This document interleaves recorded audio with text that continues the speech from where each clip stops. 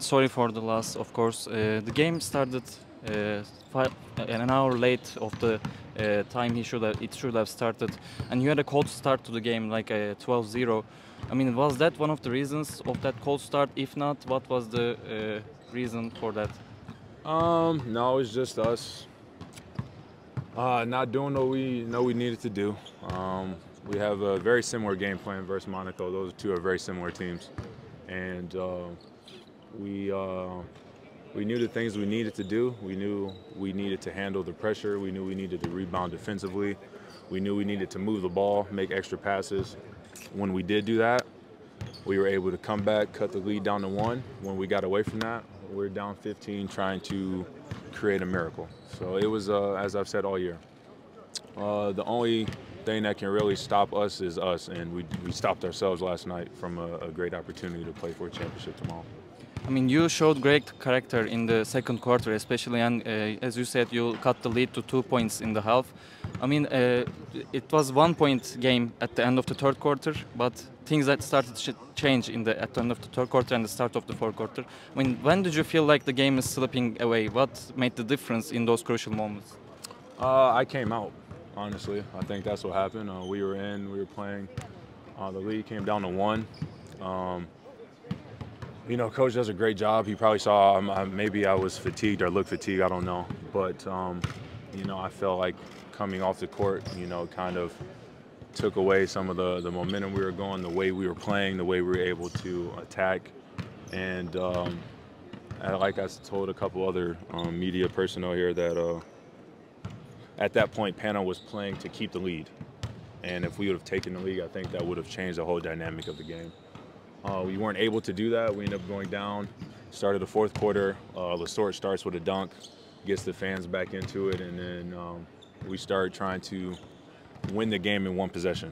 And when you play basketball like that, you just only continue to dig a hole for yourselves. And we dug a hole that we couldn't get out of.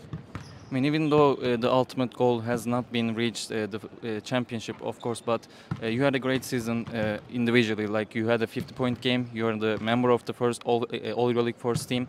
Like, how do you see the season, even if it not reached the ultimate goal? How do you process the season from about your perspective? After the game, Charles told us to keep in mind that we made a lot of people happy. So there's a lot of Fener fans, not only here, but obviously in Turkey and all over Europe that were excited that their team made the Final Four. It's very hard to do, so we should definitely be proud of what we've done. Obviously, we wanted to win everything. We don't have the opportunity anymore, but that's as my high school coach, Bruce Smith, always used to tell us, when you play sports, you set yourself up to achieve the greatest joys of winning and also the saddest lows of losing. And unfortunately, we're on the low end after yesterday. I mean, there are a lot of arguments about the third place game, and you just lost the season yesterday. The third place game? You mean the most pointless game in Europe? Yeah, I was going to ask you about that. Regardless of league and division, the most pointless game ever, the third place game? I mean, how do you find the motivation to play in that game after that tough loss? It's another opportunity to play basketball. There's going to be a point in your life where you wish you could play one more game, where you wish you could play basketball, where you wish you could be with the guys, where you wish you could be out in front of 15, 16, 17,000 fans, and you're going to wish that you could go and play. So I think that's something that is what I know. That's what I'll keep in perspective, that even though it's a third place game, it's a pointless game, that it's still an opportunity to play basketball. And, you know, I'm healthy, I'm alive, and I get a chance to play a sport that I love. I get paid well to do it, and you know, there's going to be people here that are going to be cheering me on and hoping I do well. So that's kind of where your mind can go as you get ready to play the most pointless game in Europe. Since Taras came to the Fener, he always talk about building a culture here, and he carried the team. You all carried the team to the Final Four after 5 years. So there is a good path ahead of you, I think. How do you see the future? What can it hold for you? I don't know. You can't see the future. Who knows what's going to happen?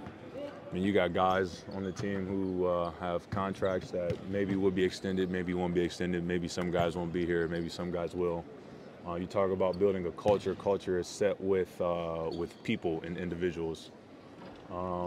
for example, the previous Fenerbahçe teams, those guys, it was a very same core that was always there. You look at this Olympiacos team, same core. You look at this Real Madrid team, extremely same core.